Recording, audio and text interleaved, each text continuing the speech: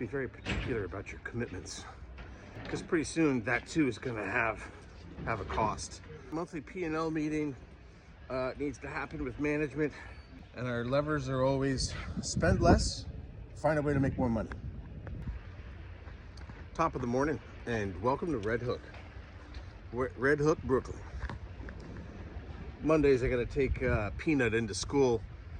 He's going to a charter school. We're lucky enough to have him there 41st and 10th. Quite something. Waking up at 5:30 in the morning kind of sucks, but the beautiful thing is after I drop off the little cheeky monkey, you gotta come here and check this out. Over here in Red Hook, Statue of Liberty, Staten Island Ferry.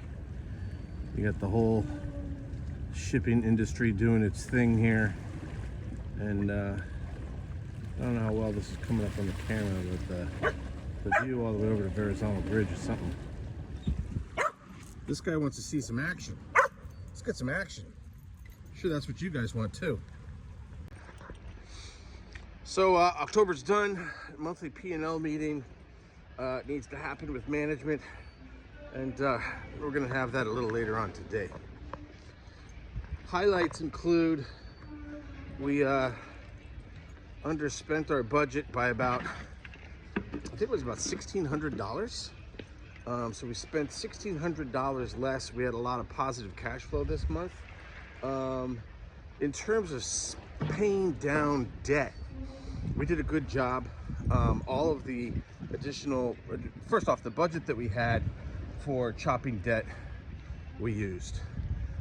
Instead of rifling money towards investing activities, we decided that until I feel that we could do better than an average of 22% interest on our investments, which we definitely can, but right now it's a little iffy.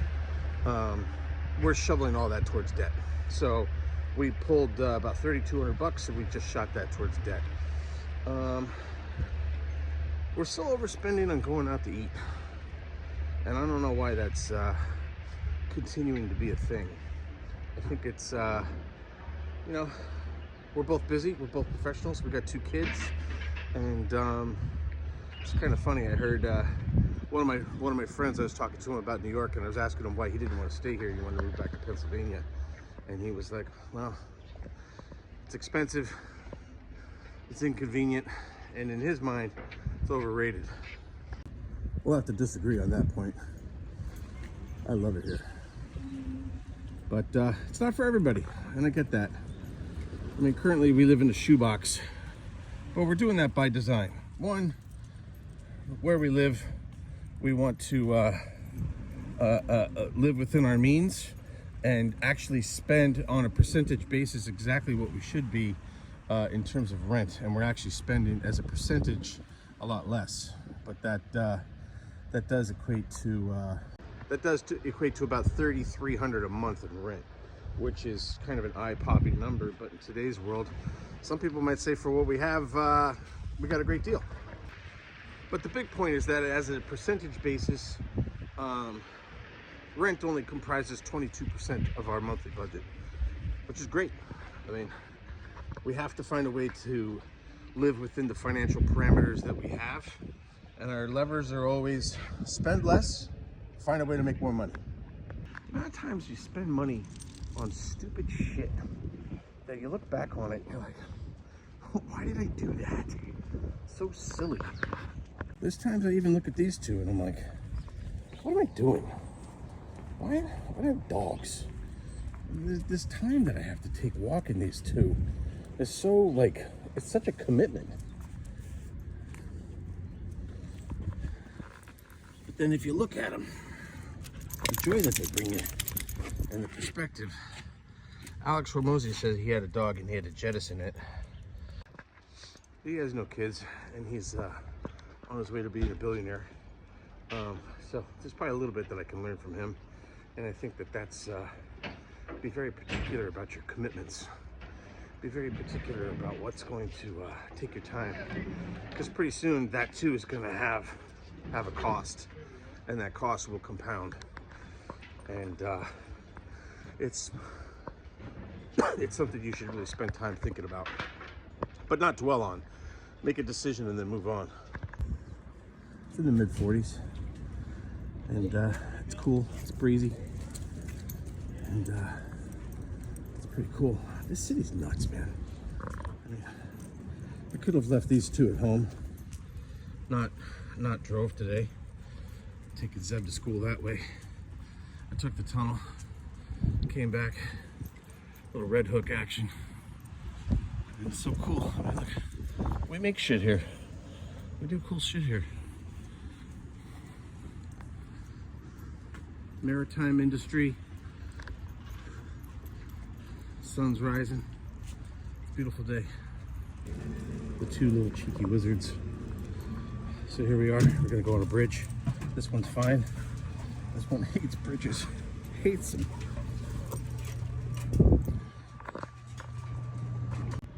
No fishing.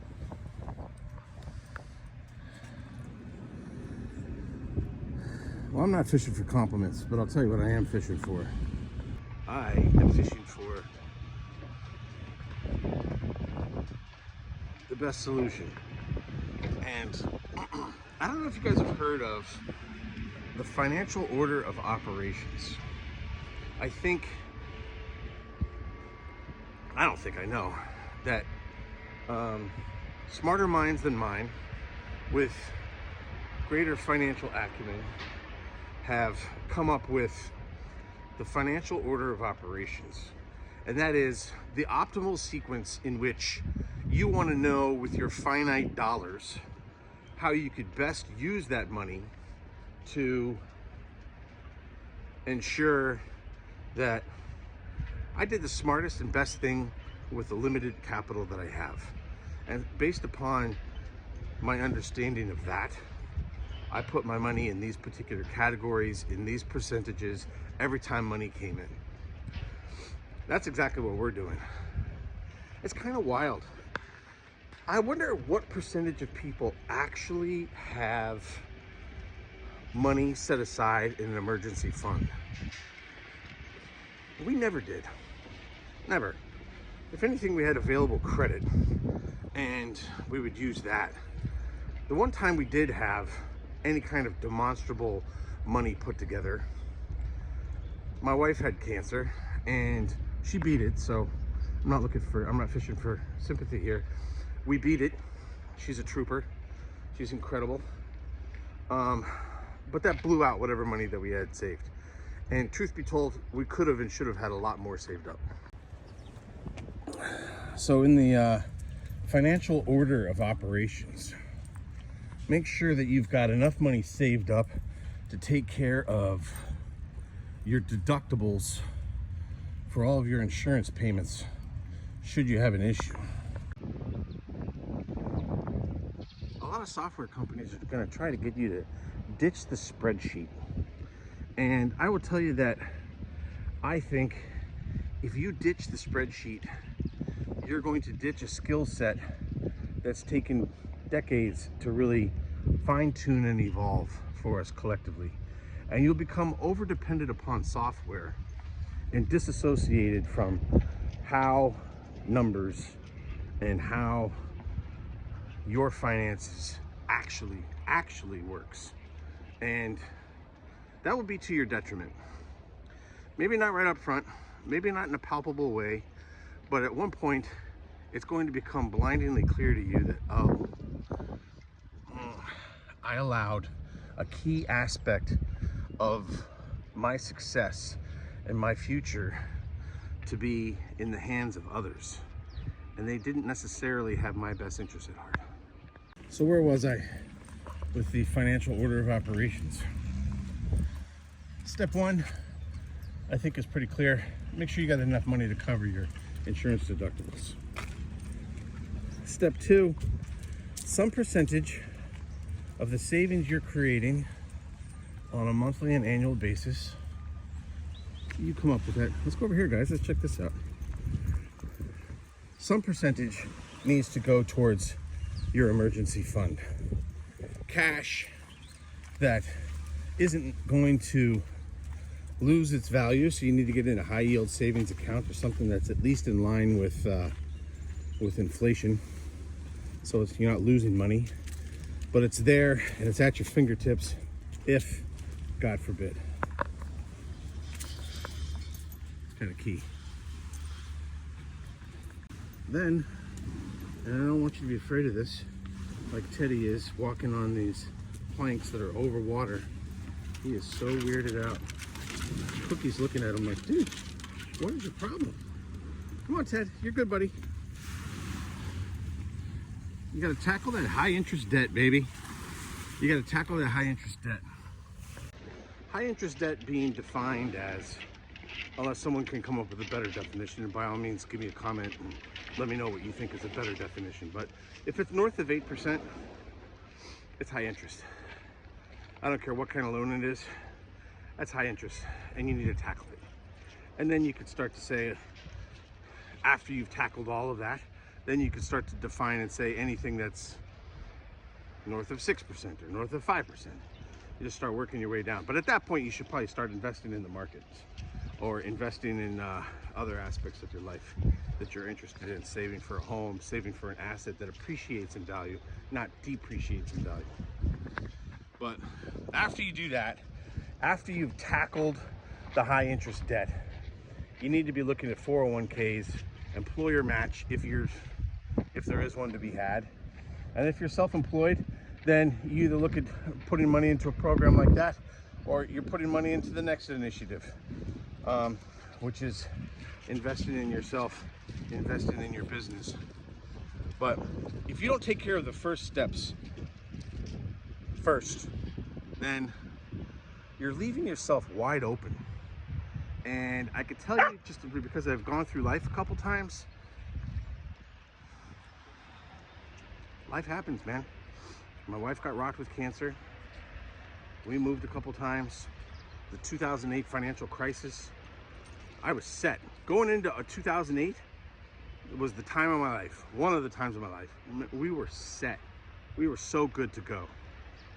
And then 08 happened. Pulled the rug out from everything. We made a scramble. Then, the week COVID hit, the Friday before COVID, me and my longtime chef buddy, Sammy D, had letters of intent out on 2 locations. We had investors queued up. We had 2 locations on lockdown. It was champagne on Friday, beer on Saturday, watching the news on Sunday and kind of being like, oh fuck, what's going on here? And then Monday the shit hit the fan and everything went on lockdown. And I'm sure anybody that was in business or that was around during 2020 knows exactly what I'm talking about.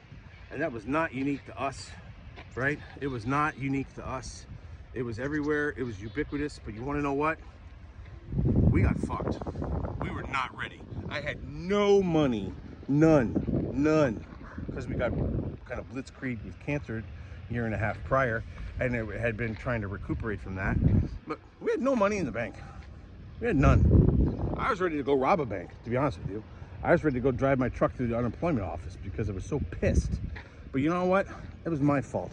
If you don't adopt the attitude that the situation that you're in is your fault, and that you and only you can correct it, you're just gonna set yourself up in life to constantly get rocked.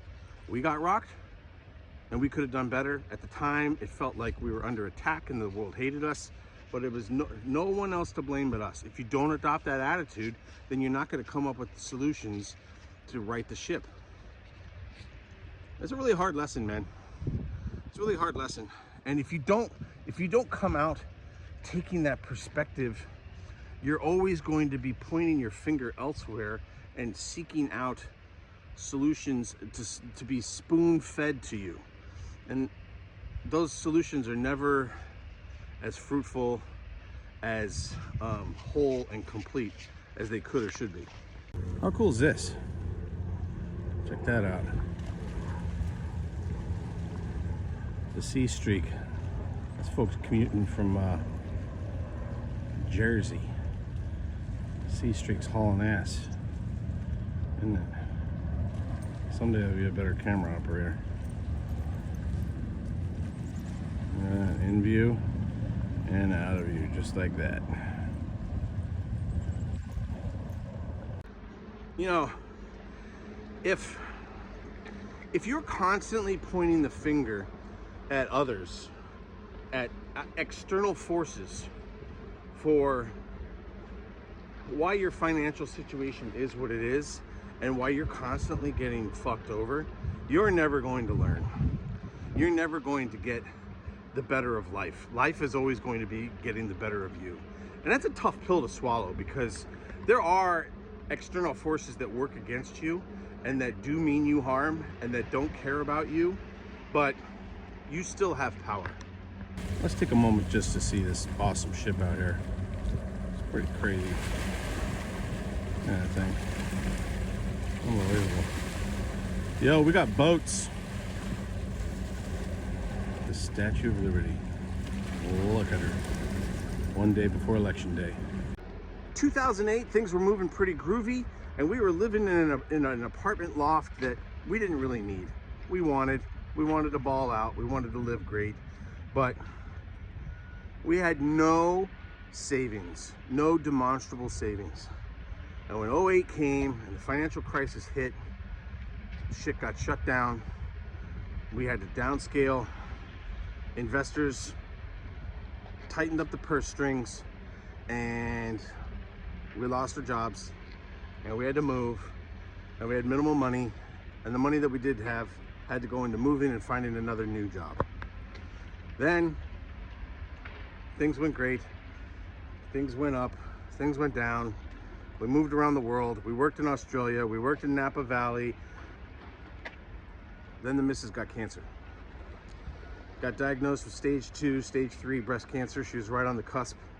And we had just, the week she was diagnosed, earlier in that week, we signed for a newer, more expensive apartment that would require both of us to work. And we didn't need it. We wanted it, we wanted the comfort. But once again, this was a time in our life where we were not saving demonstrably. We had a lot of money in reserves, because when we were in Australia, they have something down there called superannuation, and that had made a boatload of money. And even with the financial penalties of having to withdraw it because we weren't in Australia anymore, that money got evaporated because mommy couldn't work. She's in the midst of chemo and whatnot, and she was bedridden. So we went through all that. Then there was the fires in Napa Valley. The work situation was dire. Oh my God. We come out of all that crap. We moved back to Vegas to open a restaurant, 2 restaurants. We signed letters of intent for the same concept, 2 different parts of town in Las Vegas. The week COVID hit. I mean, fuck, what the hell? But once again, we never had the discipline, the situational awareness to know that we have got to cover our ass, because life is going to happen. Life is going to happen, guys, and it's going to come, it's going to hit you, and no one gives a fuck about you. No one is going to seek to help you figure it out. You got to figure it out, and that figuring out is going to come in the form of some painful self-discipline, some internal financial modulation and regulation. Modulation of your desires, regulation in the terms of, you know what, I would love to go out to eat, I would love to have that fly jacket, I would love to get that fancy jewelry for my lady, I would love to go take this soigné vacation. But how are you going to do all that if you don't have your ass covered?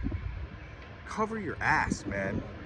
And when I look back, I mean, life is by no means over. But there's definitely a couple areas where you could prevent yourself from getting rocked. Prevent yourself from getting rocked. And you're going to thank yourself. The level of pride, and you're going to kind of puff up a bit, the level of pride you're going to have. I saw it in my dad when he retired.